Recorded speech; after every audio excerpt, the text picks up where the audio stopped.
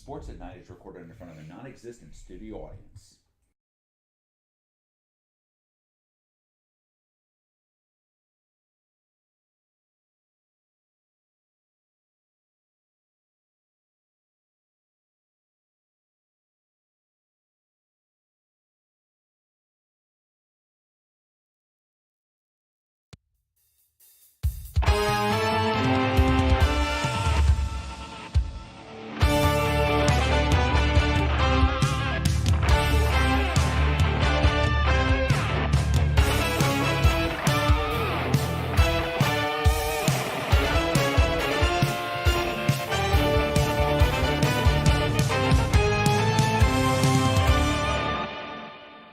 What's happening, everybody? We are finally back. Happy New Year to all of you. Hope your 2019 is absolutely amazing. This is Sports at Night, real fans, real talk.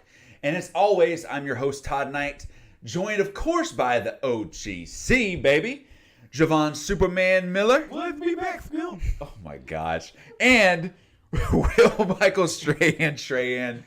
Oh, man. Thank you for that lovely little outtake, and we're just going to keep on rolling with it because that was it was amusing. I'm just glad to be back, Phil. It's 2019, and I'm just ready to talk about LeBron James, Phil.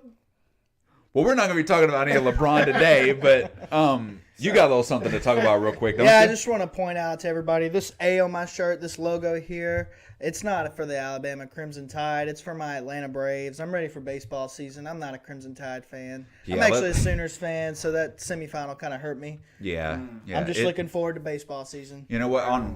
Just to kind of stay on the same topic, just really quick, I'll say this. I'm glad that Oklahoma at least put up a fight there in the second half. Didn't get shut out like LSU? Yeah. Oh. Yeah. That hurt, dude. Yeah. That was a low blow to everybody here in, LA. But I gotta say this just really quick. Given the week that I just had on a personal level, I want to give out a very, very special thank you and a shout out to Derek Forney and Glenn Williams. Really coming through in the clutch for me, man. So I just wanted to say I definitely appreciate what you guys did for me. And now I'll explain exactly what had happened. Whenever I was driving back home from work on Wednesday night, I was in my great big truck and everything, right? And all of a sudden it jerked really hard to the left. And I was like, it ain't that damn windy outside. And, I just didn't understand what was going on. You caught a flat. That's what I thought. I went maybe another tenth of a mile or so, did the exact same thing. I was like, something's not right. Well, I'm on 3132. I get on the overpass to get to I-20.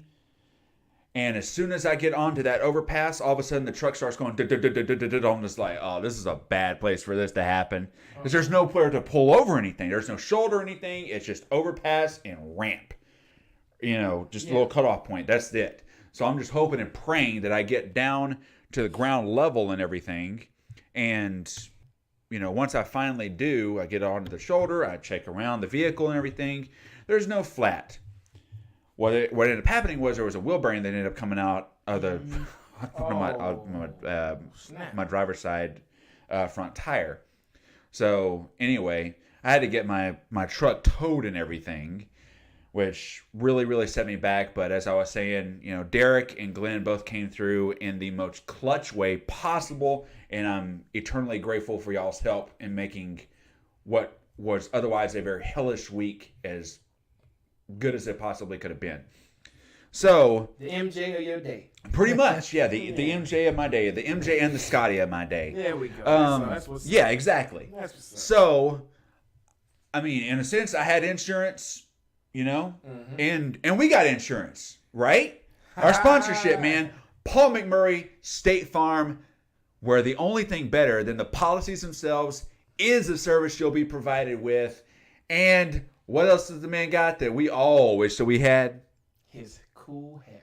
Boom. Do, baby. I miss talking about this cat, man.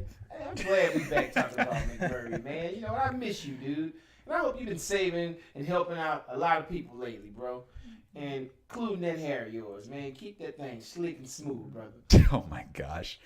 So I now, because of the way you were doing all this earlier, I want you to say all that like Shannon Sharp. Oh, yeah, Skip. I really like it there, Skip. It looks really nice. Man, I like it. We had swoop over to the side. Remind me of LeBron James if he had it. If LeBron James had hair, his hair would be just like Paul LeBron now, man. I'm telling you, he got the greatest hair ever.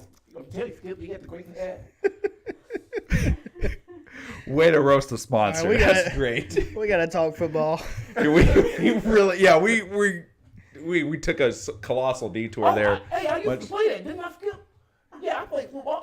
I got a football too. Don't I got two, right? I think the show's lost a wheel bearing here. Yeah, we have really screwed up on that Yeah, one. because we let Shannon on the show, man. Get him off the show. Yes. Down, Shannon. Down. It is totally undisputed here. We need to get on to football. So yes, this is wild card playoff weekend, and this should be a damn exciting one. I'm really pumped and juiced up for it. Look here, there's definitely some teams that were surprised made it. Some were surprised didn't make it. But we're gonna start with the ones that were surprised did not make it. So I'm gonna just turn it over to you really quick, Superman.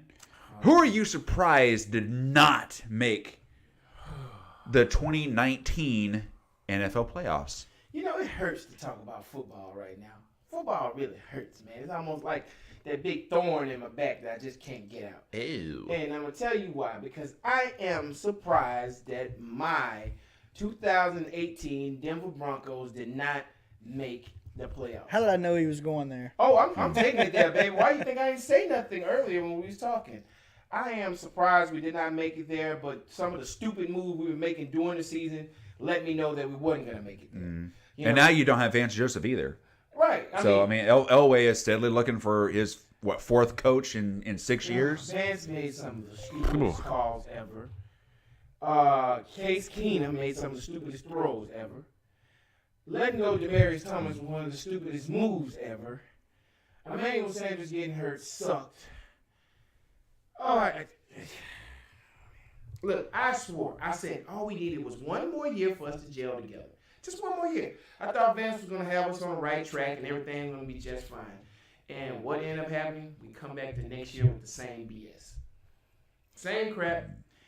I mean, I'm not mad at Elway for letting him go this time. I'm not. I wanted Vance to be our coach, but Elway needed to make that move, and he did. Right? Yeah, we had a conversation about that the other night. I mean, you know, and at the end of the day, it's a business, and you know, you've got to produce results. And you know, some of the decision making that he had shown, especially with his usage of timeouts, and you know, when to go for it on fourth down versus when to punt it. Very questionable. Situation substitutions definitely an issue there. But yeah, that's management was horrible. yeah, exactly. And you know, a lot of that, you know, part of it I put on Vance, and part of it I put on Case, because Case could have did a lot better also. You know, there was passes that we had that he could have made huge difference in games. I'm inclined to agree with that. You know what I mean?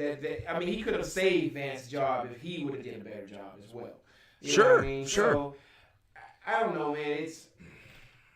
I'm shocked. I'm hurt that my team didn't make it in, just because I thought all we needed was a year with all this talent that we had to make it work. Then plus getting Bradley Chubb, getting him on that defense, helping our defense out, man, making it even stout. Almost broke the rookie sack record that is being held by one Jevon Curse. Almost broke it. Then, you know, we had the breakout rookie running back. You know what I mean? He just comes in. Lindsay. Lindsay comes in out of nowhere, man, running the ball like a man possessed. I really thought that we had a legit chance. We started off 2-0. You know what I mean? I'm thinking, all right, we got a legit chance to make the playoffs this year. We're going to make the playoffs this year. Even if we had to be behind Kansas City, that's fine. But we're sitting at home fishing with everybody else. While Kansas City and the Chargers have a great run. Yeah. I think what's wrong with the Broncos is not their coaching situation.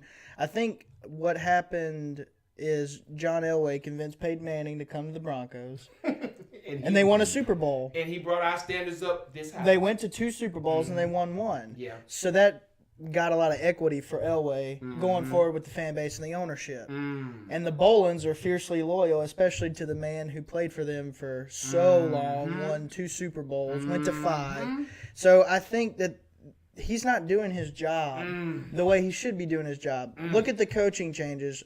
Also look at the quarterback. He tried to draft one. He tried to sign one. And even when Peyton Manning came, he was only really good for 1 year. That's you know, BS, it was at the tail end of his career. That is when they bunch won the of Super Bowl, crap. Peyton Manning was limping across the finish line. Brock Osweiler had to carry him there. That is a bunch of crap. First off, Bronco Country, do not listen to what this man say. This man actually likes Tom Brady, so don't listen to anything he has to say. You're getting it from somebody who went through the same exact thing. The Giants' general manager up until last year was Jerry Reese, who was Ernie Accorsi protege. Him and Dave Gettleman came up through the same system. Gettleman went to Carolina, put together an all-star team. Jerry Reese, on the other hand, swing and a miss on a lot of draft picks. Now, he got lucky with Beckham. He got lucky with Pierre-Paul. But in the meat and potatoes, the 2nd through 5th rounds, he got nothing. He got nothing. By and large, and so he won those 2 Super Bowls, 1 off of Accorsi's roster, and 2 off of some magical run led by Tuck, Umanura, and Pierre-Paul. And he won 2 Super Bowls, so Giants Nation didn't want him to get fired up until last year. Correct one thing. I agree with you about Elway not making good choices. I agree with you on that. But the first year Peyton came to us, he took an 8-8 team and made us 12-4. Took a bunch of dudes that he's never met before and made them gel with one another so we can go 12-4. Then we go 13-3 the very next season and gets to a Super Bowl. Then the season after that, we go 12-4 again. So just say he gave us 3 amazing seasons. And then he limped across the finish line, the 4th one. Well, the amazing season that sticks out in my mind, because I'm not a Broncos fan, is the one where he broke all the records. And that was 2013. That was his second most definitely. season. Where he got absolutely demolished by the Seahawks in embarrassing fashion. Do not forget that we had a lot of injuries going into that Super Bowl, by the way. We had no Von Miller, no Chris Harris Jr. We had also no who else we had? Who else we was missing? Big man in the middle. Oh God. Derek Wolfe? Yeah, we didn't have Wolfe. Our defense was completely depleted. So Peyton didn't get a chance to get the ball as many times as he would have liked, because our defense couldn't stop Russell Wilson from time of possession. So that Super Bowl, it was one-sided, it was locked, but also you got to look at it too. It was kind of locked defensive-wise as well. Okay. So, now let's go ahead and steer back on here. Will. I defend. I noticed. Which is fine. I mean, Bronco Country needs you to do that, right? Yeah, yes. Nobody else will. So thinking about this for a second, Jevon obviously mentioned the team that he's surprised did not make it in. Who is the team that you're surprised did not make it in? My surprise is the Pittsburgh Steelers. Oh, that's I get that. Yeah. I mean, and maybe it's not also that surprising once you look at the outside factors. If you look at the Le'Veon Bell holdout, but James Conner didn't perform badly. James Conner was suitable, if not right up there on the level of Le'Veon. He was good. Not great, but good. He was good. You had the locker room turmoil with the offensive lineman calling him out versus Big Ben trying to keep the peace. Then you have Big Ben, who I can only imagine is going senile in his old age, calling everybody out. Okay?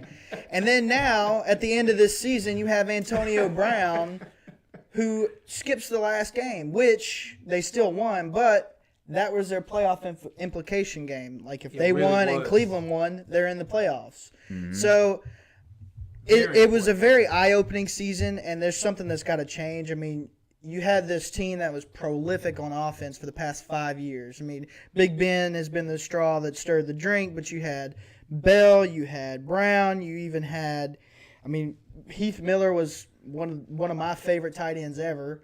Now you got Vance McDonald, who's a good tight end. You got Juju Smith-Schuster, who looks to take over. And that offensive line is stout. You got Villanueva and DeCastro, yeah, and Marquise Pouncey, who's been doing it at a high level for 10 years. So Correct. You got all these different players who should be in the playoffs every year, and they have up until this year been in the playoffs at least. Pretty much, they are a perennial playoff team. Right. When you think Steelers, you think Playoffs. December, January, football, February. Yeah. Sometimes, well, here's the thing: they actually did look pretty good on offense this year. They did. It's just that they would lose certain games that they should win.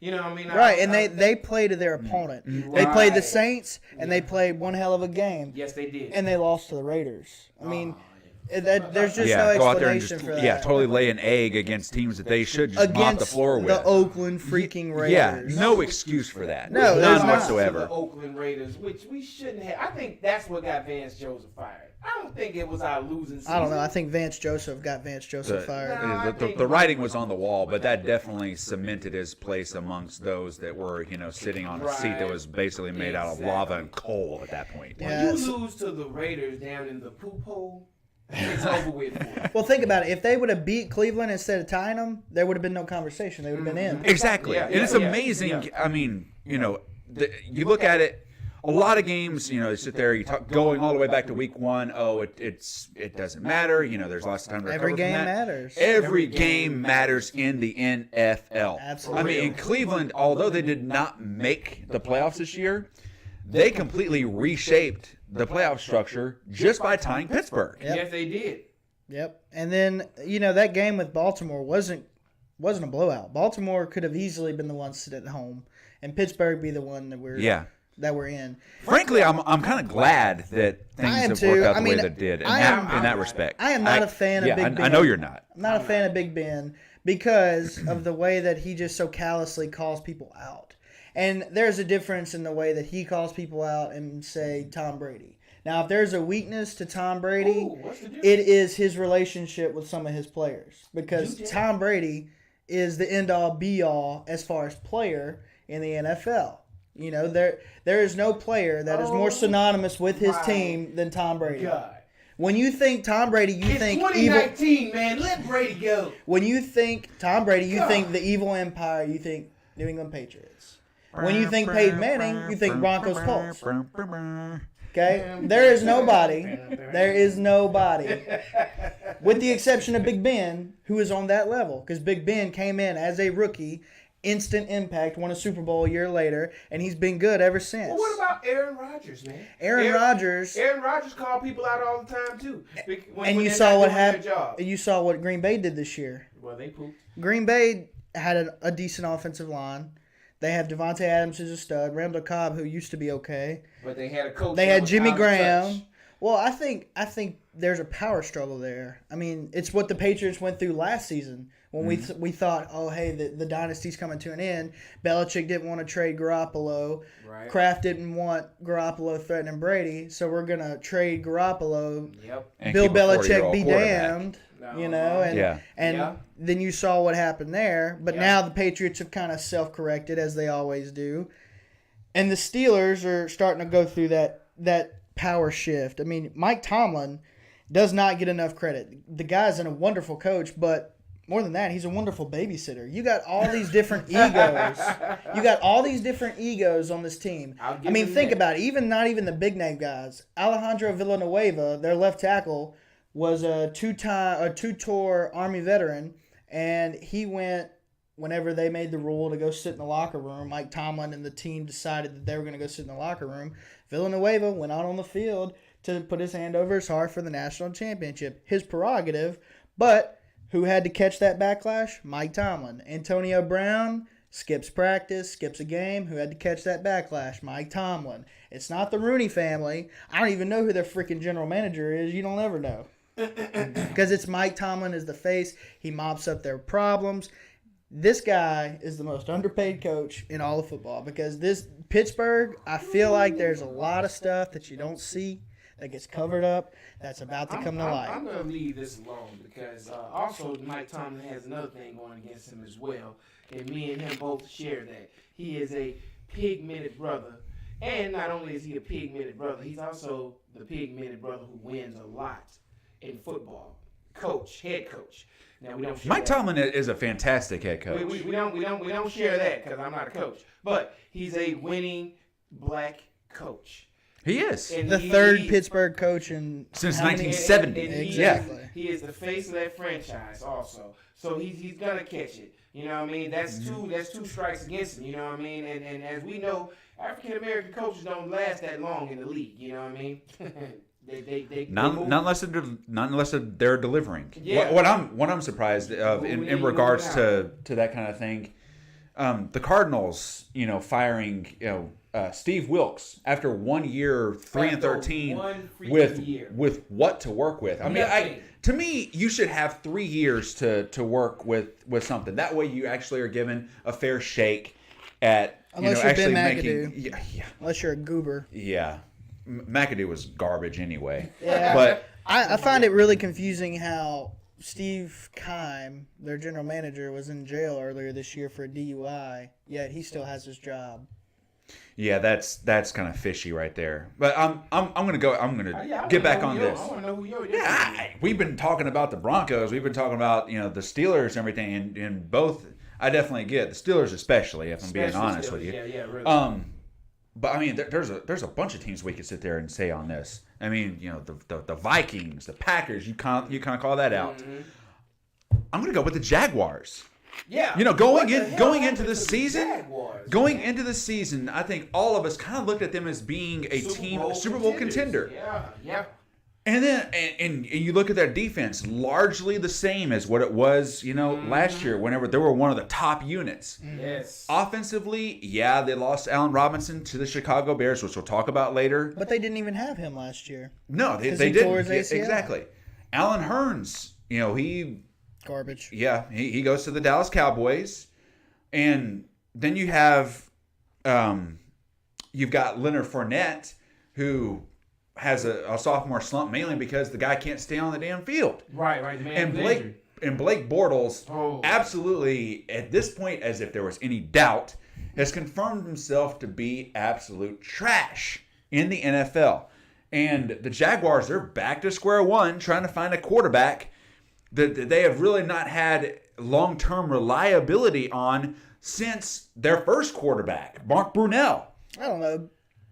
David Garrard was pretty good. But I mean, him and Byron Leftwich, I mean, he had a couple good years. Same with Garrard. But whenever I think about a real great quarterback for that franchise, I'm still going back to Mark Brunell.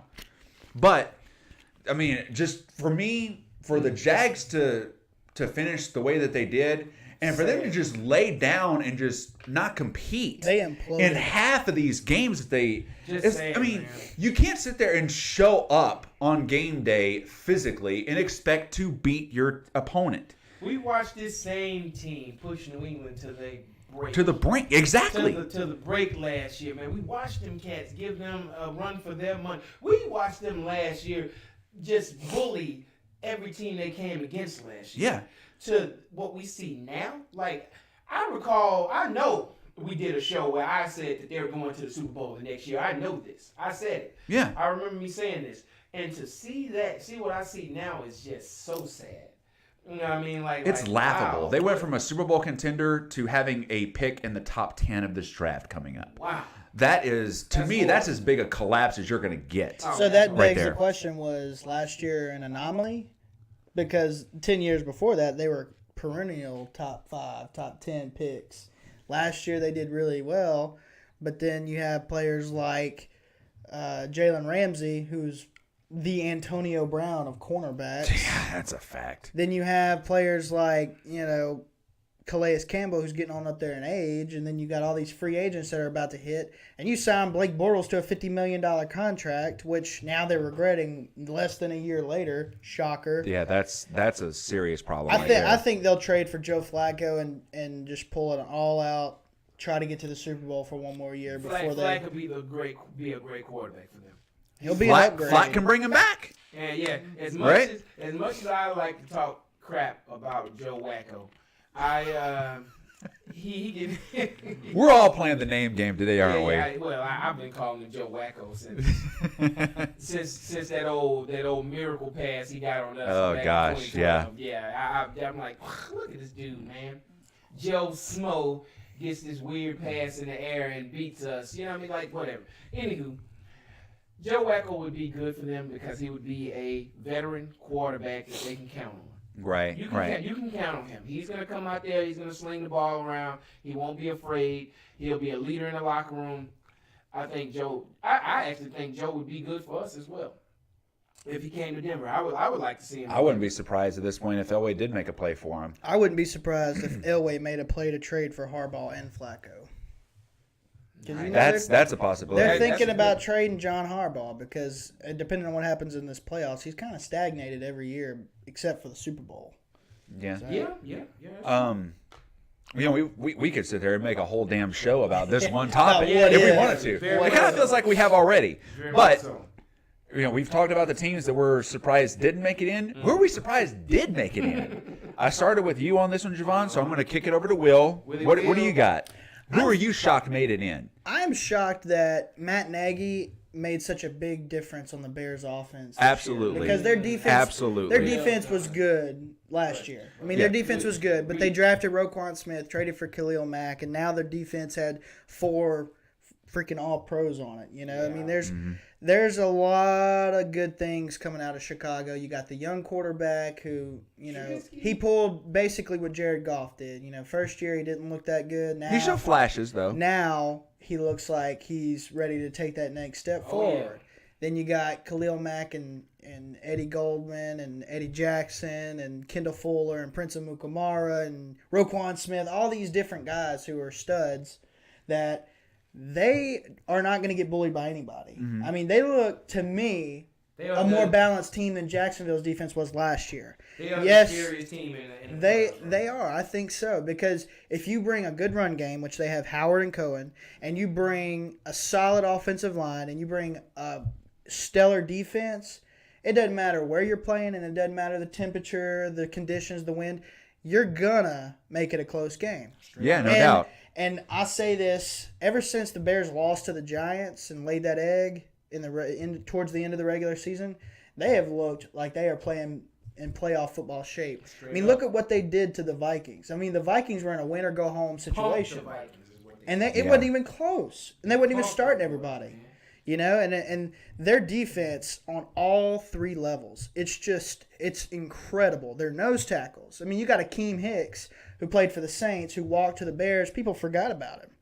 This guy is a stud nose tackle. Then you got the 2 on the end. Leonard Floyd looks like a first-round pick again. Khalil Mack is obviously worth every cent of his $140 million contract. Not to mention the first round, you know, the ammunition that they gave to the Raiders to get him. I mean, you look at that initially and you balk at it. But you're not. But look at the results. You're that not he going to did. get a player of Khalil Mack's impact at the end of the first round. Yeah. It's just not going to happen. Not even close. And if it does happen, it's an anomaly. It's not the regular. Exactly. And Totally you gotta- the exception, not the rule. Exactly. And you got to think on the Raiders' end how they got screwed. They traded Amari Cooper. Are you going to find a receiver as good as Amari Cooper in the end of the first round?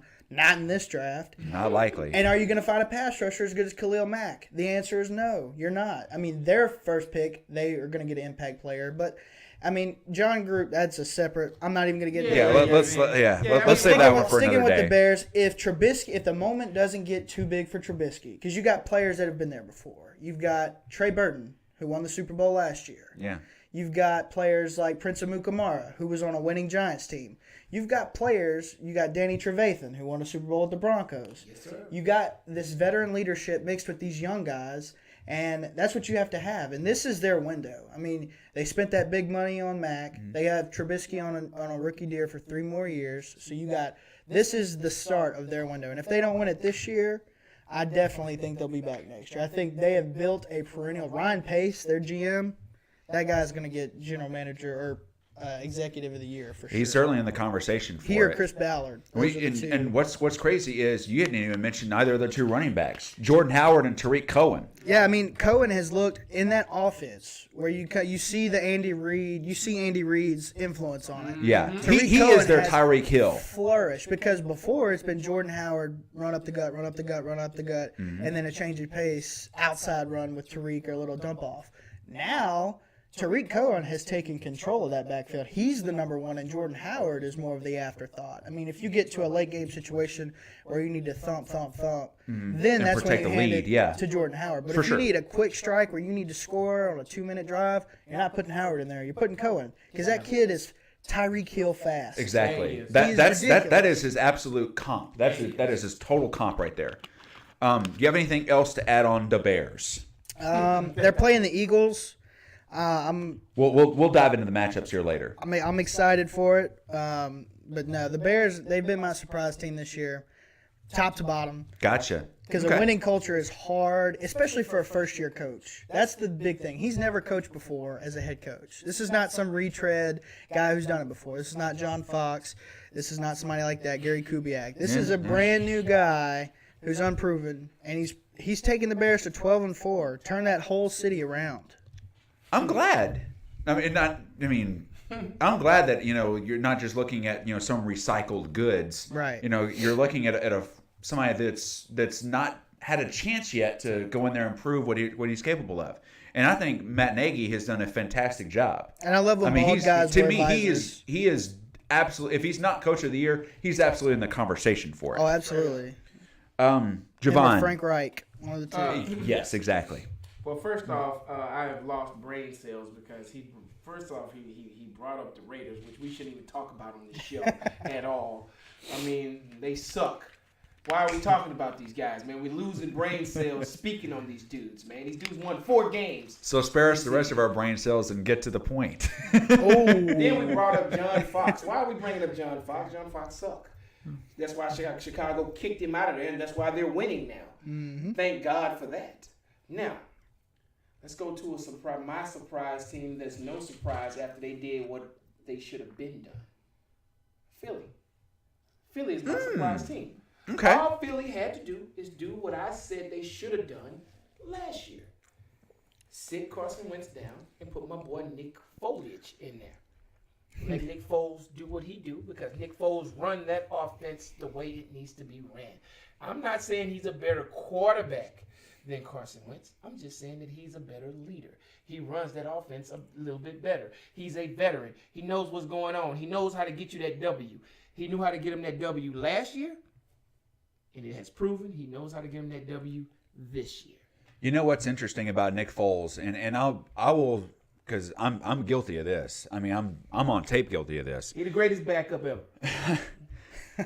What he is he's proven that he deserves to be, at least for the short term, certainly the starting quarterback for the Philadelphia Eagles. Straight up. He has absolutely confirmed that. Straight Over up. Carson Wentz. Yes. He yes, has yes, confirmed that, yes. at least in my mind. Yes. And I've given you hell for that You have given me on numerous occasions now, and I will eat my words. This is gladly. This is a formal apology, guys, from Todd Knight to me, because Yeah. I told Todd, I said the problem with Philly is they need Nick Foles back, man. I said that, and I meant it, man. And I like Nick. If I was building a team, Nick Foles would be on my squad. Here's the thing. Nick Foles, with last year and this year, including the postseason, he is 9-2 in his starts. Come on, man. Right now, as it currently stands. And here's the other thing. Philadelphia was completely written off for dead after they lost that overtime thriller against the Cowboys. They were done. They were done. Yes. And the next thing that happens, Nick Foles comes in. He wins their last 3 games. They wind up squeaking into the playoffs. And now, I mean, Chicago, everything to me where Philadelphia is concerned hinges on the health of Nick Foles' ribs. Ribs, yeah. That's yeah, what it's all going to boil down very to. much so. And him going against Chicago's defense, They're going to hit him. it's going to come. They're going to hit him. If Foles can stay out in that game relatively clean and relatively healthy, They can win. Eagles have a chance to pull off yet another upset. If not, well, we'll go into that a little bit more later. Absolutely. But check this out. At this point, if we was just actually to say who is MVP, I say Nick Foles because he actually made an immediate impact on a team as soon as they put him in. I mean, immediately. I'm just saying if we was to go MVP, they're going to go with the whole season. probably Drew Brees going to get it. But what I'm saying is, if we were just to go with what player makes the immediate impact on their squad, it's Nick Foles. Okay. Because that team is the exact same team Carson Wentz had, except for Nick Foles. Gotcha. Okay. I can get behind that to a degree. My surprise team, because you look at what all they've done, I mean, their quarterback, they had not been right in 2 years because of his health and everything. And then they get a new coach. And then, within less than 24 hours, they had to get another new head coach because Josh McDaniels stiffed them. Yep. Right? Yeah. And, I mean, they may not have gotten their first choice, but they got the right choice at the end of the day. And I'm talking about Frank Reich and the Indianapolis Colts. The Colts, to me, are my surprise team because, I was initially going to go with the Bears. I was initially going to go with that. But just looking at the table here, the Colts, they started the year 1-5. 1-5, guys.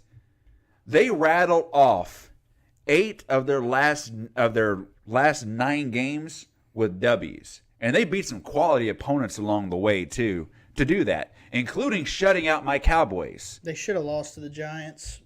Should have. They still stink. Shoulda, coulda, woulda. Yep. But here's the thing, man. Your guy that you absolutely loved going into the draft, Quentin Nelson, he's already established himself as one of, if not the best interior lineman in the league as a rookie, which is phenomenal to think about. They've rebuilt their offensive line, and Andrew Luck has been the beneficiary of that. To me, he hadn't been touched. Yeah, I mean, lucky him, right? Right. Look here. The man, he's all of a sudden looking like a possibility for an MVP. Look, when you think He'll about definitely the, win comeback body player of of the year. work, when you think about the body of work, certainly comeback player of the year Absolutely. anyway. He's gonna get comeback player. Yeah, there's no question about that. And the Colts defense, all of a sudden, that's looking like a young, retooled defense that has a shot. And I mean, there's 4 rookies that you think of when you're talking about defensive rookie of the year. One of them is your Lindsey. Defensive rookie of the year, I'm right? sorry. Yeah. They're talking about, Chubb. Bradley Chubb, absolutely. Yeah. My guy, Leighton Vander Esch, Yes, I think indeed. definitely deserves to be in the conversation. Yes, indeed. My guy that I was talking about going into the draft, Derwin James with the Chargers. I remember that. But there's another guy that going into this year ain't nobody heard of. Darius Leonard, the rookie middle linebacker for the Colts, led the entire league in tackles this year. Yep. Not bad. Which is phenomenal. Not bad. And he's pissed off that he got snubbed from, getting to the Pro Bowl. Right. Don't you think he's going to be, playing with some added fuel to his flame Absolutely. going into this game? Yeah, Yeah, man on a mission. absolutely. So to me, the Colts are the surprise. They are a good choice. They are, as much as my personal feelings are with this team, because I think this team stinks and I hate Jim Irsay. They are a surprise team. Yeah. They pulled off some very dynamic wins. Yes, they should have lost against the Giant Trahan. I am completely in agreement with you on that. All right. They should have lost that game. Nice. And if the Cowboys could have got the stick out of their buttocks and could have mounted some offense. Literally any points. They could have won that game because the defense played great. As good as it could in They that played pretty situation. good, man. So let's go. Let's hop on to these wild card games. That's what y'all tuned in to see anyway, right? Yeah. Us going through our wild card stuff. First one I'm going to go ahead and dive onto is let's say we talked about it initially here. How about the Bears and the Eagles? Right? The Chicago Bears, the number 3 seed against by all intents and purposes, a red-hot number 6 Philadelphia Eagles team. The defending Super Bowl champions are coming into this game right now with virtually no respect whatsoever. I mean, whenever they went into the playoffs last year as the number 1 seed and they didn't have Carson Wentz, all of us were writing him off for dead then. Respect agreed. I mean, as a Cowboys fan, I hate the Philadelphia Eagles. Of course you should. I mean, that's very, very, very well documented. But it is. I hate the damn Eagles. It is. But respect has to be given where it's due here. And until somebody KOs the champs, they're a threat. Absolutely. Yes, they are. Yes, you But again, all of it hinges on the health of Foles, and it's going to come down to that. If his ribs hold up and he can actually get through that game relatively unscathed, Eagles have a chance to pull off what I would think would be a major upset. Absolutely. Yeah, it would be. But, think about the injury that he's got. Whenever he goes back to pass and he's back there and those ribs are extended. You don't think Khalil Mack is going to say, ooh, lamb chops, and go in there and go in for the kill right then and there? There's nothing illegal about that. But, that's exposed. Bro, that's fair game, man. That's one of the only places you can hit a quarterback. Exactly. So, that's what I'm thinking. Okay. Mackety Mack on the attack. Yeah, and Mac will be on the attack. Yeah. Well, let me tell you something. And this is for you, Philly. All y'all got to do is protect your quarterback. You protect that man. You keep him upright. Don't do it. Don't listen to him. You keep him upright, dang it. You pick him up. Make sure he don't fall down. And you tell him in his ear that we going to protect you, man, just like we told Peyton Manning in 2015. You coming out of here with a Super Bowl ring. You tell Nick Foles that he will not be hit. He will not be hurt. And he will get a W for you guys. And that's my rallying cry for you. I think I really believe that asking the offensive line of the Eagles to protect Nick Foles, that is a tall task. Because very tall they order. could not, certainly easier said than done. They could not have gotten a worse opponent at a time when their quarterback is hobbled, injured, whatever you want to say. Don't listen to Trey. Because think about it, you're gonna double team Khalil Mack every play. If you don't, you're gonna have you're to. Stupid. At worst, you're gonna chip him with a tight end. Absolutely. Yeah. And you see Jason Peters. Jason Peters has looked old this year. He's for the first time in his career. He is a perennial Pro Bowler, and when he's not hurt, when his leg's not broken, he's always been one of the best left tackles in the NFL. But this year, he's gotten abused. All that wear and tear that he's collected over his career is finally starting to catch up with him. So I think if Peters can play like 2014 Jason Peters instead of what he's been like most of the year, then he'll be fine. Lane Johnson has even taken a step back. And he didn't have an age excuse on that one. That offensive line was the talk of the league last year as to why they won the Super Bowl. Yes. You had Jason Kelsey, who right now is still the best center in the NFL. Then you had Brandon Brooks. Then you had Jason Peters, and you had Lane Johnson. Those four guys solidify any offensive line in the NFL. Each of them have taken a step back, with the exception of Kelsey. And Kelsey is the quarterback of the offensive line. As a center, but yes, he's absolutely. not going to be the one blocking Mack. He's going to have his hands full with Eddie Goldman and Hakeem Nicks. Yeah. Those guys, or Hakeem Hicks, sorry, not Hakeem Nicks. I always get them confused with the receiver that used to play for the Giants. I know exactly. So they're going to have a tough time. That front seven is probably the best front seven I've seen since the Panthers when they went to the Super Bowl. That Panthers team that went to the Super Bowl. It's a pretty lethal bunch. Their linebacking core made them, especially Kuechly, made them one of the best in the league. Absolutely. Now you got Roquan Smith, Danny Trevathan, Leonard Floyd, Khalil Mack. There's so many different people on that defensive front seven that can kill you. And usually if you have a good front seven, you have to make up for your defensive backs. Well, the Bears' defensive backs are probably the best set in the league with Eddie Jackson, Adrian Amos, Prince Amukamara, and Kendall Fuller. If everybody's healthy, now they did lose their slot cornerback, so the look for Nelson Aguilar to have a huge game. If they're going to win, they're going to need Aguilar to be, on his P's and Q's because there's really not a weakness in this Bears defense. It really isn't. And last week they got to rest. They still beat the Vikings and they pulled some of their defensive starters. And not to mention the Eagles' defense, they got to contend with Allen Robinson. They got to contend with Trey Burton. And Trey Burton's going to look for revenge. He didn't get that big payday because Zach Ertz was the big name everybody knew. Yo, Trey, you got to always poop on my dreams, man. Why you got to always do that, Trey? Man? I'm just a realist, man. Whenever I have a dream, whenever I have a vision, all I see is a big Trahan bird fly over the top of me and poop on it. I have a vision, man. I have a dream. I do what I can. Is that bird poop as white as I am? Oh, it's pale. Which is darker, though? With seeds in it. Oh, okay. Woo! Well, I'm going to make my pick right now. I'm going with the underdog Philly Eagles because you got to beat the champs. Until you beat the champs, I can't go with you. They are the champions. They still got the belt on. Barely, but you're right. They are the champs, and I'm going with the champs, man. I like a good Rocky story, and I think Nick Foles is the ultimate Rocky story. Hopefully he'll be in a Giants uniform next year. So if you're Eli saying retires. the Eagles? I'm going Bears. I'm going Bears as well. Y'all gonna eat that. Let's see here. How about let's shift gears and we're going to go to the AFC side. Okay. And let's talk about the Chargers and the Ravens. That's an easy one. That's an easy one, you would think. For me, at least. Sure. Look here.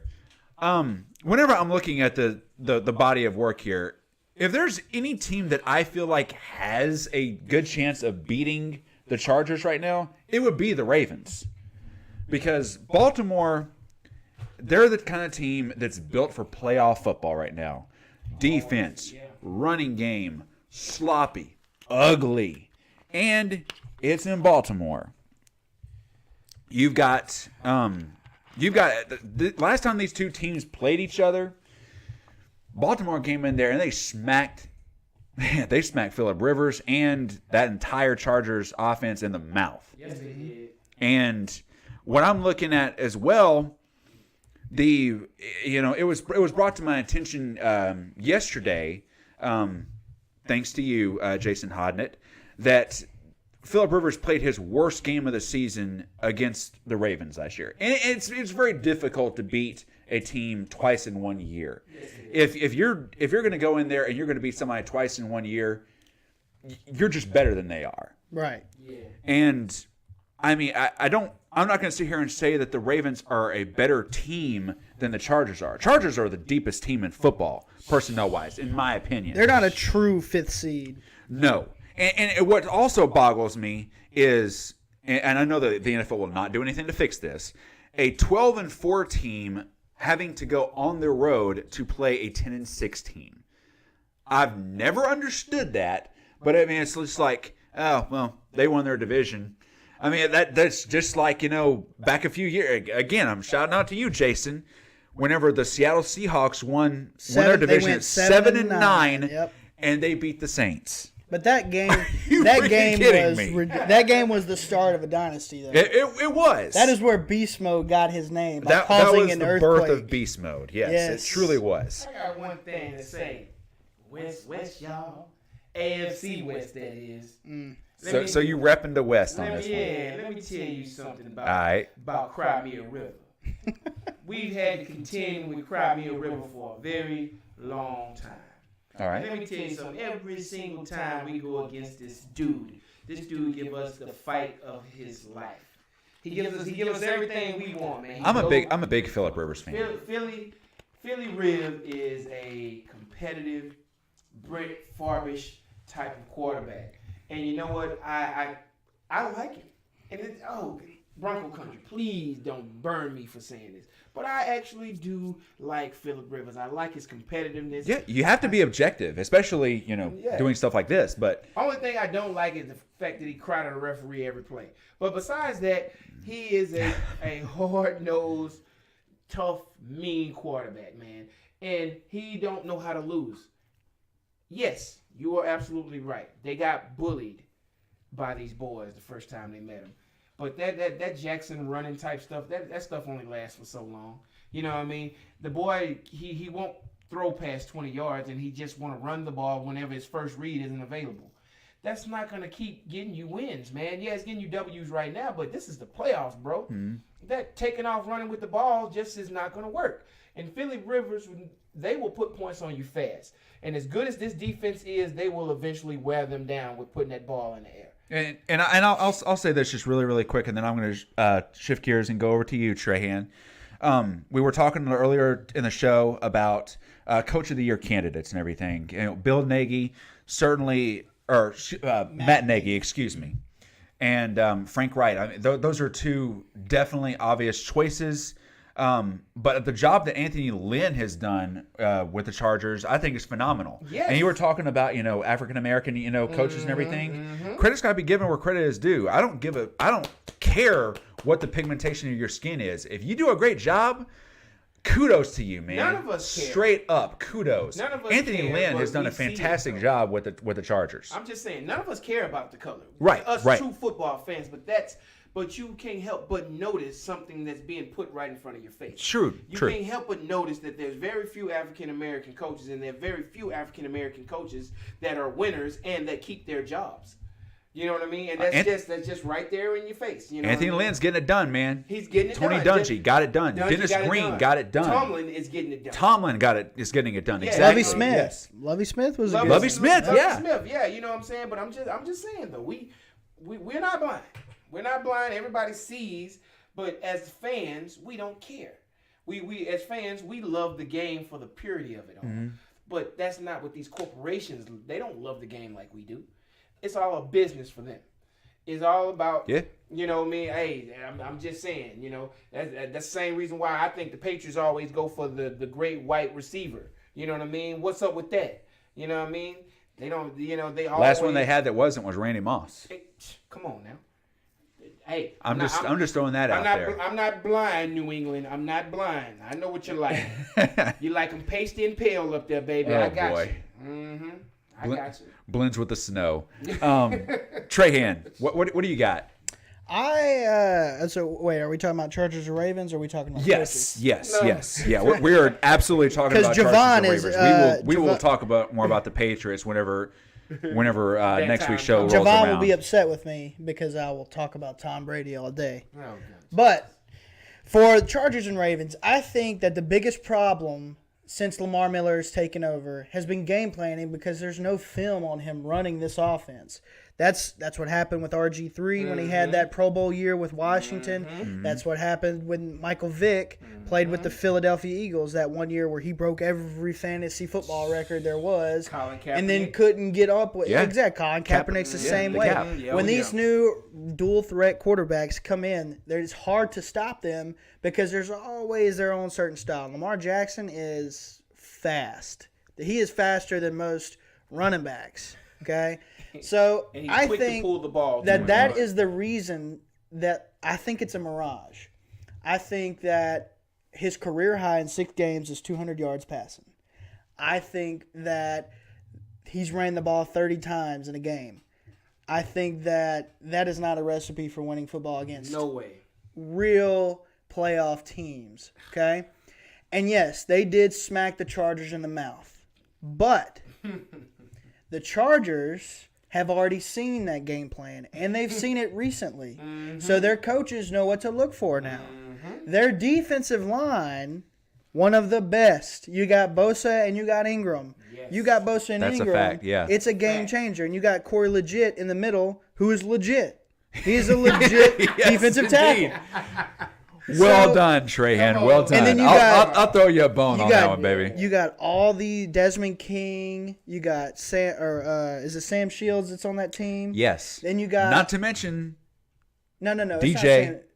Derwin James. Uh-huh. So you got this defensive back core, all young, all good. Okay, they all have seen what Lamar Jackson is gonna do. Yeah, let's get our Lamar straight. We'll talk about Miller here in a bit. You got a wide receiver core in Baltimore that is forgettable at best. You got Willie Snead, who couldn't even make it work with Drew Brees, who is the king of dishing the ball to everybody. Straight up. You got Michael Crabtree, who's most famous for getting his chain ripped off. And then you got John Brown, who I actually like John Brown as a player, but he couldn't stand out on a Cardinals team. I mean, the guy's got straight line speed, but that's really all.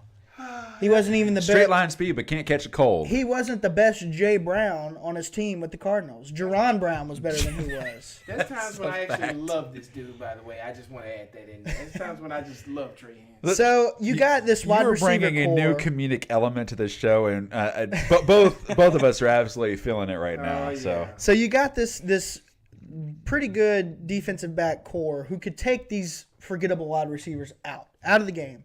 You know, you're not going to take the top off with these old guys, with the exception of maybe John Brown, who's not as fast as he once was. Where they're going to beat him is the tight ends, because Baltimore's tight end situation may be the second best in the league behind Zach Ertz and Dallas Goedert. Okay, you got Mark Andrews and you got Hayden Hurst. You still have Max Williams. Yes. You still have all these guys who that is incredible depth at that this position, is a man. run-first team. Okay, you got all these tight ends that can block and catch passes. You got an offensive line that's not terrible. Okay, they're not they've got a solid, if not, above average offensive line. Okay, they have to make Jackson throw the ball, and I think that the Chargers defense throughout the year has found themselves as one of the top in the league. And they've done the prep for Jackson 3 weeks ago. So now it's just like part two. Especially if they get behind a couple of touchdowns. Exactly. And I think that Baltimore defense is gonna keep it close. 'Cause that defense they are right behind the Bears for top in the league. Man. They're hell raisers. I mean, they're in the conversation. You got Marlon Humphrey, who is amazing. You got C.J. Mosley, who's the second best linebacker in the NFL. He's great. You got Terrell Suggs, who is the freaking wonder. Tom Brady Yeah. of pass rushers. Yeah. You got Brandon Williams in the nose tackle, who's like 485 pounds, who can take up 3 blocks. You got all these different defensive guys, and they all know how to play with each other. Hey, I'm one of them. I love to watch them get down and dirty in the trenches. Okay? That's where the game is won and lost, man. But this guy, this sum of their parts is just a fantastic defense. Now, they're not the athletic. They don't have the Khalil Mack that the Bears do. And I think Khalil Mack is what sets the Bears defense a little bit above Baltimore's. But they're not that far behind. They don't need that, though. You know what I mean? They need what they have, because what they have is almost similar to the defense they won their last Super Bowl with. I do think that this will be the second most fun game of Wild Card. I am looking forward to this game. I agree. Real quick, who are you saying wins this game? I am going to go with the Chargers. Got it. Jevon. I'm going with AFC West, y'all. I'm going with the Chargers. And as the Chargers going into the season were a dark horse Super Bowl pick for me, and I'm going to stick with my guns on that. The Ravens, somebody's going to get bounced out of one of these two teams, and neither of them deserve to go. Absolutely. This early. But you got to think the rookie quarterback's going to be the first to go. Yeah. But Phillips got the experience. Yeah, exactly. That is the reason why in the Chargers they're good enough to get ahead by a couple of scores, and Lamar Jackson and that offense is not good enough to play catch up. Yeah, remember what I said about Case Keenum when he first came to our team? I said if we ever get behind, he can't bring us back. I feel the same way about Lamar Jackson. Yeah, not ready for hero ball. He is built to play with the lead. He's not built to catch up. And you got to think the Chargers are 7-1 on the road. Exactly, and that which may is work in their ties a franchise record. That may for them. work in their favor because they're going into Baltimore. Yes, indeed. It does. That's a good point. Okay, so staying in the AFC, you have two teams that are going to be matching up against each other, not once, not twice, but for the third time this year. Put some respect on it. Three of them. Oh my gosh. Both of these teams are involved in streaks, right? Absolutely. The Colts, the Texans streak started and ended with the Colts. Yeah, dude. And the Colts, their hot streak, 8 of 9 games, that's impressive as all get out. The Texans, they won a franchise best 9 games in a row after starting 0-3 themselves. Look, man, the Colts, they're matching up against each other for a third time. This does not happen very often. You don't see teams that know each other that well playing each other in the playoffs this quickly. There's not going to be many surprises. No, there's. You'd really have to dust some things off of your playbook in order to really surprise somebody. Right. The Texans, Deshaun Watson, throughout the course of his career, get this, since his early days in high school, has not lost a game by more than a touchdown. That's That's insane. And we're talking about a guy that's going against the likes of Alabama and the college playoffs and the national championships. He's gone against NFL talent. The man, there's no quarterback better than keeping his team in games than Deshaun Watson is. Except for Tom Brady. Oh my gosh. Oh, Jesus Christ. Anyway, all that being said, that douchebag. Thank you for ruining my moment. Yes. You are welcome. I'm gonna go wash my mouth out with soap. Made my mouth dirty. The Houston Texans. This is going to be about Jadeveon Clowney and J.J. Watt against the Colts' retooled offensive line. And Deshaun Watson has been sacked a season high 62 times out of anybody that's made the playoffs. That's a very interesting stat to me, because and the offense, as much as we talk about Deshaun Watson and one of the best receivers in football, DeAndre Hopkins, who, by the way, incredibly not a single drop this year. I mean, that's some stick 'em on your hands right there. That's insane to think about, especially when you consider how many targets he gets over the course of the season. It's like him and Michael Thomas catch everything. It's insane to think about that. But that offense, it begins and ends still with Lamar Miller. Absolutely. Whenever Lamar Miller is having success out of Houston's backfield, the Texans are a dangerous football team. If they when get balance, not, absolutely. They have some serious issues at that point. Mm-hmm. And as good as Deshaun Watson is, they're not an offense that's built to be able to really compete at a high level if they don't have the running game going. Right. And a lot of times they rely too much on Watson to be able to provide said running game. The Colts, we talked about their defense earlier. It begins and ends with T.Y. Hilton, on as far as being the number one receiver.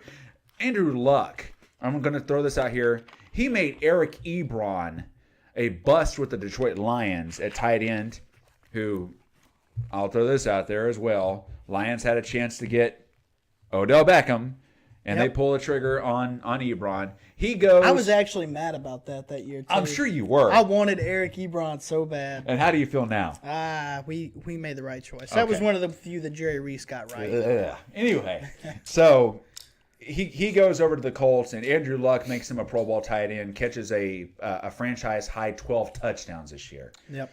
That's ridiculous. Look, I just have to say this, man. The Texans, they have the home field advantage. They are the 3 seed, but that's a weak 3 seed. It is. If you want my honest opinion, I think that the Colts, they're a 6 seed that is better than what they actually are indicating right now. They won 8 of their last 9 games. They can go in there. They can beat the Texans. They've already proven they can do that. Oh, yeah. I think they can do it again. So I'm going to go ahead and throw this out here real quick. I think that the Colts will beat the Houston Texans. And it's happening. It's going to be the first game that happens today. I'm throwing it out there right now. The Colts will beat the Houston Texans. Superman, what you got?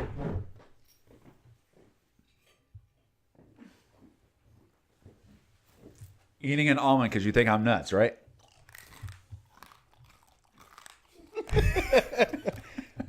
You're welcome, America.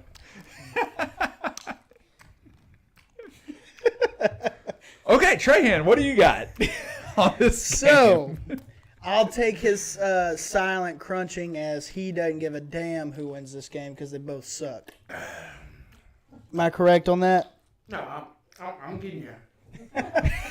So I think that it's going to be strength on strength with the Colts versus the Texans. I think both teams have showed absolute resiliency. Both teams lost their quarterback last year.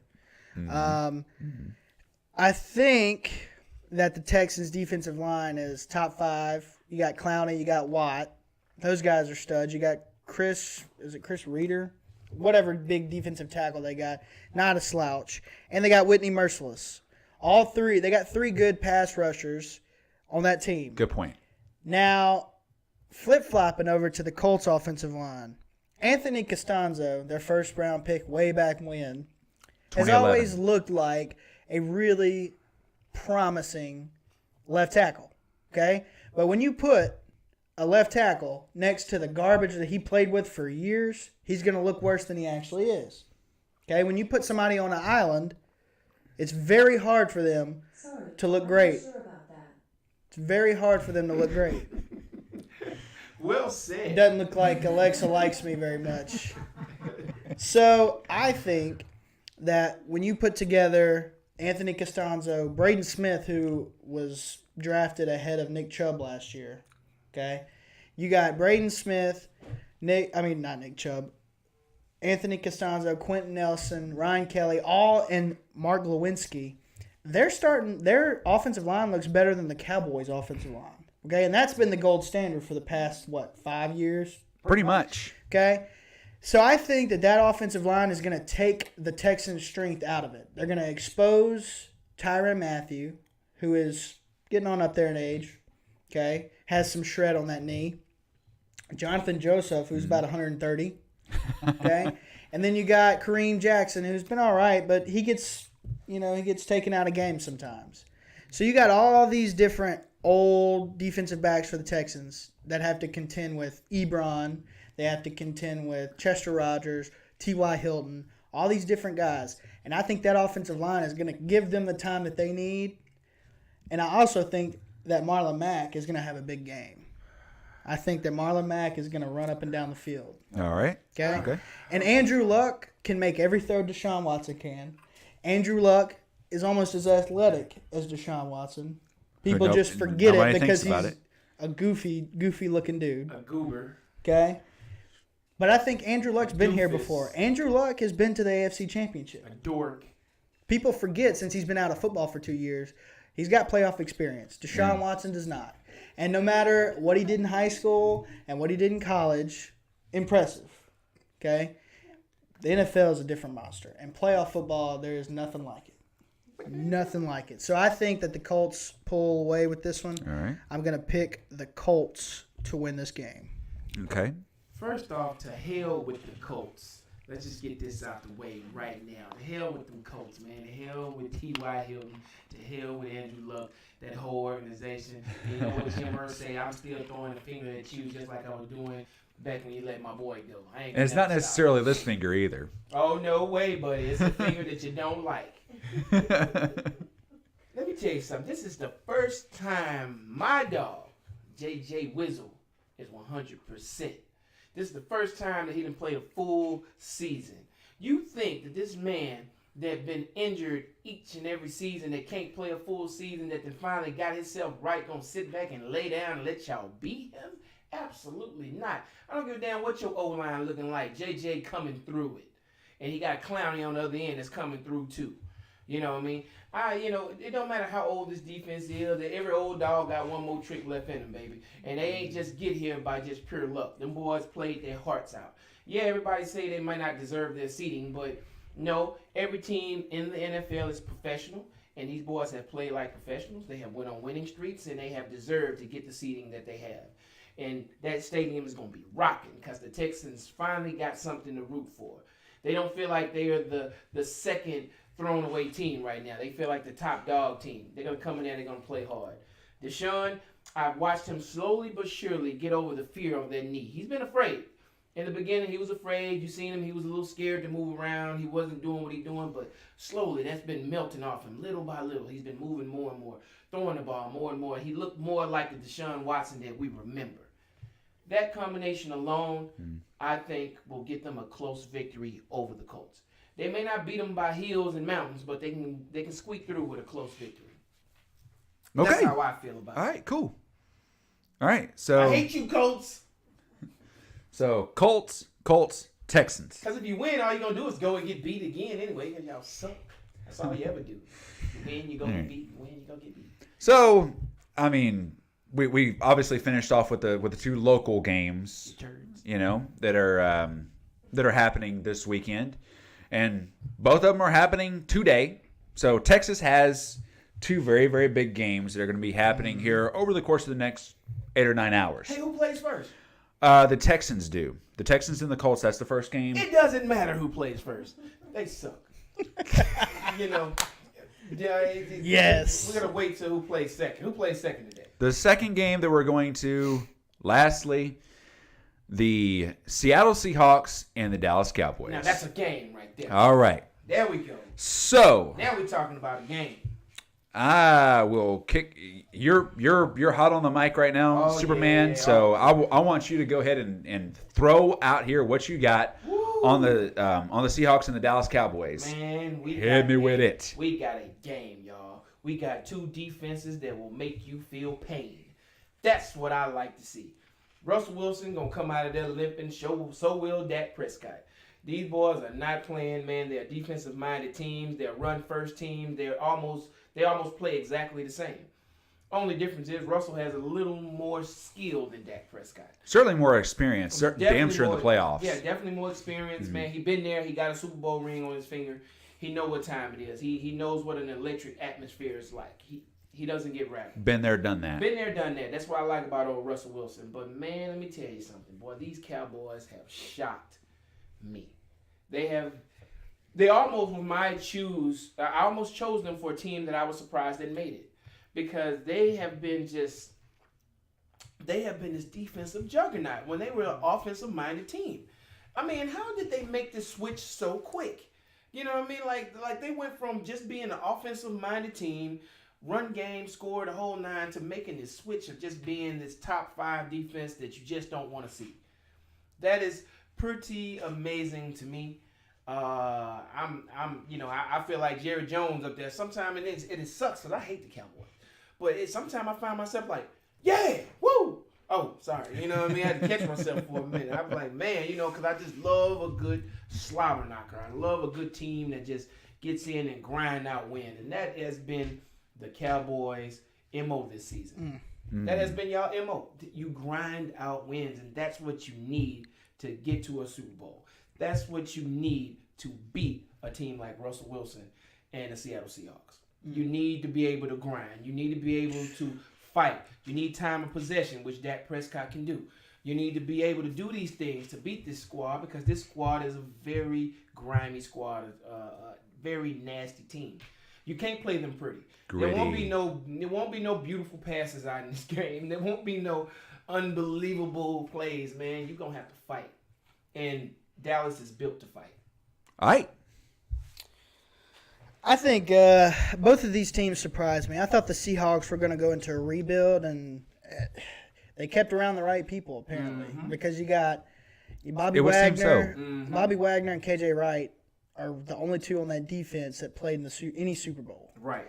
And you got Russell Wilson, who has defied the odds his entire life to just become great. He's just got that quality. Yeah, he do. It's factor. something that you can't quite put your finger on. He just wins games. It's an intangible. It is, and it's something that's very rare, and it's even more rare in a 3rd-round pick.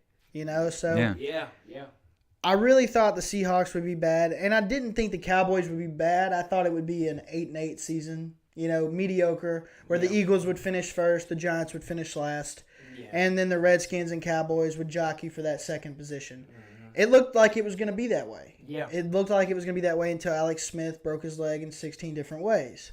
Wow. So That was nasty. I knew that Carson Wentz struggling and the Eagles struggling and the Redskins being taken out of it and the Giants being the dumpster fire they were at the beginning of the year gave the Cowboys that opportunity to get into the dance, which is all you have to do.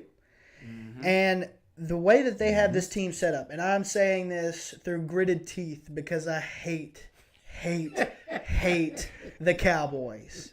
They've drafted really well the past few years. Byron Davis looks like a stud of a cornerback. You can put him on an island, and he's athletic enough and smart enough to be with anybody. Okay? And the Seahawks don't have a plethora of big, nasty wide receivers. They got Doug Baldwin, undersized, and Tyler Lockett, also undersized. They can catch They got speed but they don't have strength and they don't have size. So I think that this is going to be a run game type of matchup. Okay, you got Chris Carson and Rashad Penny. Okay, behind what has been a better offensive line for better the than it Seahawks. has been in several years. Absolutely. No question about Dwayne that. Brown has brought some leadership and stability to that left tackle position, and you can see it trickles down through the rest of their offensive line. Now, are they great? No. But they're not the Giants. It could be worse. The Cowboys lost their starting center before year even started, and they don't know if they'll ever get him back. Then you got the second best to me now, guard in the league, and Zach Martin hurt his knee. You got Tyron Smith, one of the best, most athletic left tackles I've ever seen ever. Can't stay healthy because of his back. You got all these factors that say the Cowboys should have went. He's got a knee brace on his elbow. 8-8. Think about that. But the Cowboys keep finding ways to win. It's behind Zeke Elliott, Dak Prescott, to a lesser degree, has a never give up factor to him. Okay, he finds a way. He yells very well. I know. He finds a way to get it done. Okay, you got scrappy players like Cole Beasley. You got Amari Cooper, who is enjoying new hands. A resurgence. They obviously gave him new hands when he entered Texas because he's not dropping anything now. And then you got this defense, who I was at the 2018 draft. I heard the city of Dallas boo the Leighton Vander Esch pick. Not me. Now, it looks like that was one of the best picks in the draft. The kid is a Sean Lee clone, except bigger. No offense, but, most Cowboy fans would be stupid. So you got... In a lot of cases, you are correct. Yeah. I will say that. What's the guy, Jalen Smith from Notre Dame, who is rebounded from that horrific knee injury? Okay. He's right here, baby. You got Sean Lee. You got Leighton Vander Esch. Okay. You got DeMarcus Lawrence, who's playing like a man possessed. You got Byron Davis. Is that his name? Byron Jones. Mm-hmm. See, I don't concern myself with Cowboys players. Maybe you should. And then you have the only player on the Cowboys that I love, Xavier Woods, playing safety. A Texter alumni, exactly. Yeah. Okay, you got all these guys that. Who was a fantastic find in the 5th round, by the way. And I know, always watching him in college, I always knew that he had special ball skills. He may not be the biggest, he may not be the fastest.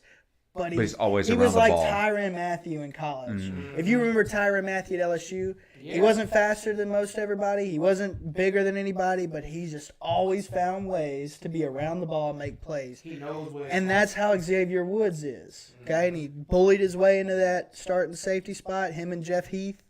Now you got a defensive team that can take you where you need to go as long as that offense can generate some sort of a run game. Because you saw it with the Colts. They couldn't generate. The Cowboys couldn't run the ball, and they got shut out. Yeah. Okay? Now, I wanted wanted to choose the Seahawks as my surprise team. Okay? I wanted to choose them as my surprise team because I thought they were done. I thought the end of the Legion of Boom meant the end of Seattle Seahawks football for another 10 years. But I'm picking the Seahawks to beat the Cowboys in a close one because I can't, in good conscience, as a Giants fan, pick the Cowboys to win anything ever. But I do not believe that it's going to be a blowout, and I wouldn't be surprised if the Cowboys won. Okay. Who are you picking for this game? Oh, I'm picking the Cowboys, man. You're picking the Cowboys. Yeah, y'all got home field advantage, right?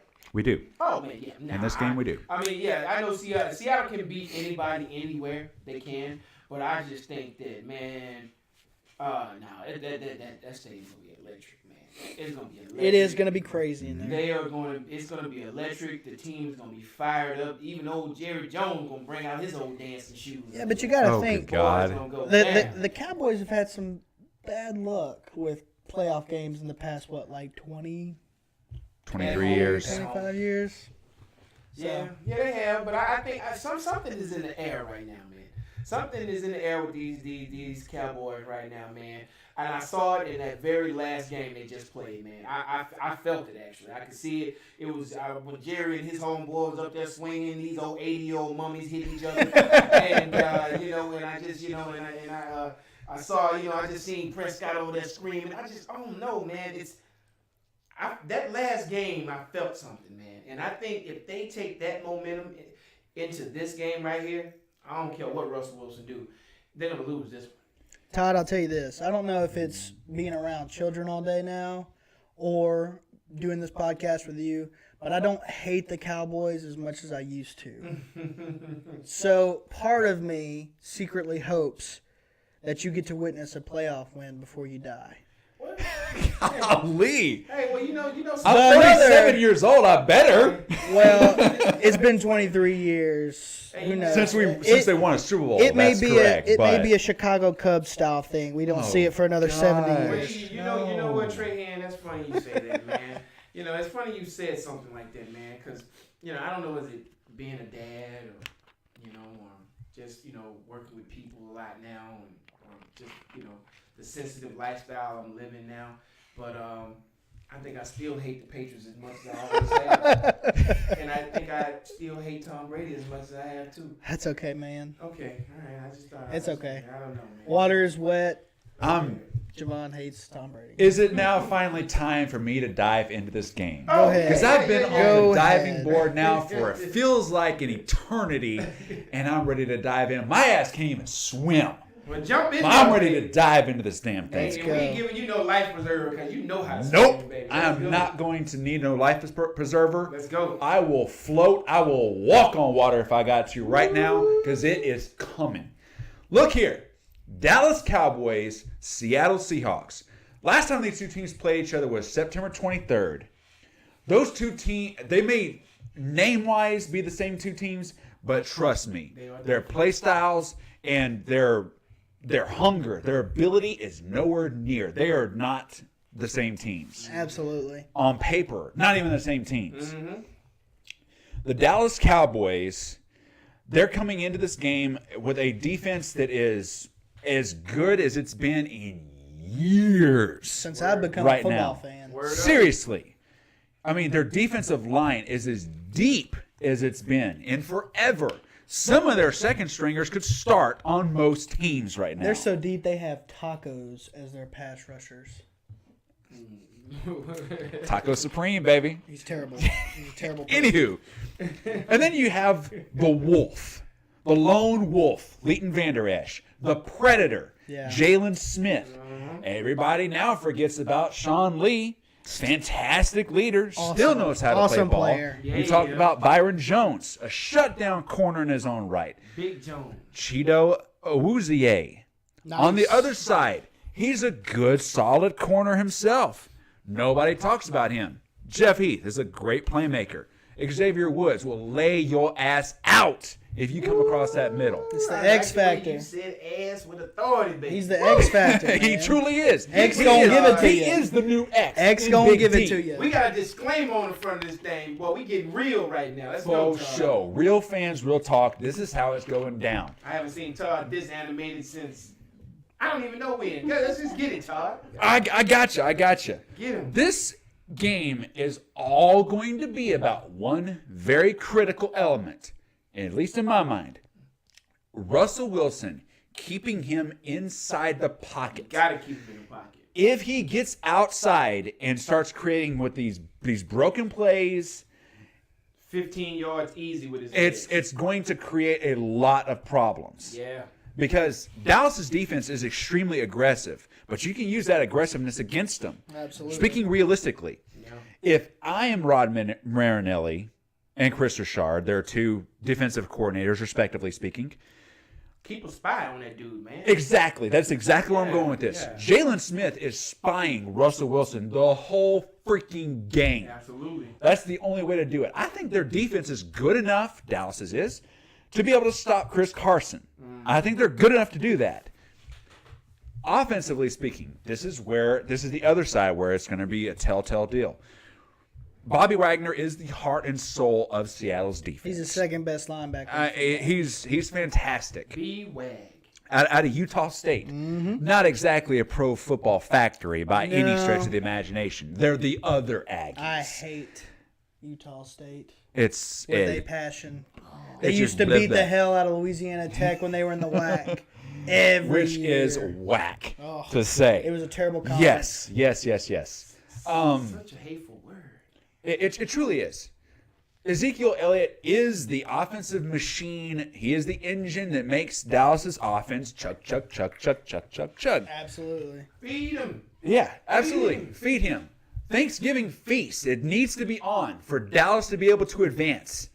That crowd has got to be bananas in this game. Oh, they have got to go crazy out there. They will. They must if they expect to be able to win this game. And everybody around here is going to go nuts if it happens, because guess what? In all likelihood, if the Dallas Cowboys beat the Seattle Seahawks, guess what happens next week? Saints The Cowboys. rematch. The New Orleans Saints, who then get home field advantage Oh, yeah. against the Dallas Cowboys. And it's going to be a bloodbath. It's going to be hot. It's going to be intense, but I'm calling for it now because I got the fire for this game. Well, I'm going to tell you what. If y'all win this game right here, I feel sorry for the Saints, man. Because not only are you going in, you are going to go into Saints territory with a badass momentum, baby boy. And Saints ain't going to want to see you. And there's something else I want to say also that I noticed in that Giants game that just took place. Dallas didn't have jack squat to play for in that game. Nothing. And they still went out there and played like beasts. All of a sudden, the tight ends is suddenly a Blake factor. Jarwin. Yeah. That's something to really keep in mind, because the last month or so, the tight ends have finally decided to show up. It's been a tight end by committee for the Dallas Cowboys since the departure of Jason Witten. Hell yeah. Now you've got Blake Jarwin, who had 3 touchdowns. He didn't have a single touchdown all year until last week.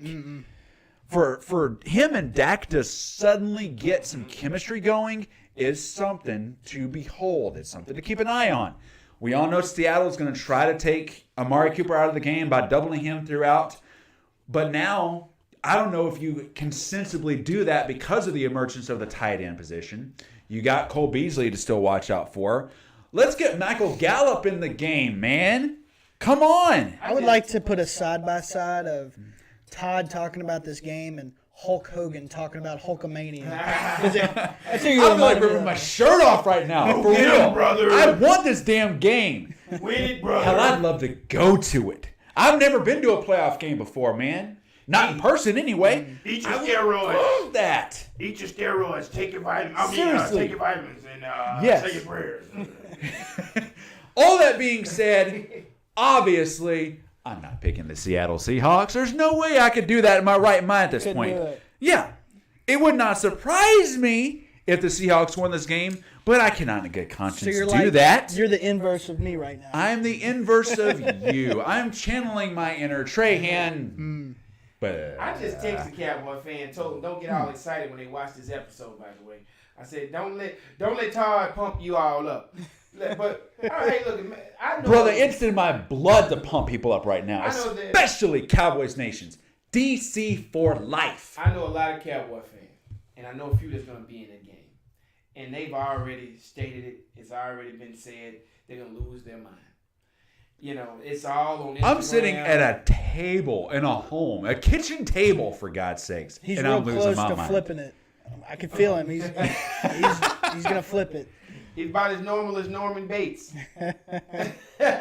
Indeedio. So, that's all the time we got today. Yeah. That's going to be my closing remark on that one, because I don't know how to end off on a note that's any more You can't get no intensified higher than that, this. You can't get no higher. So, all that being said, Sports at Night, real fans, real talk.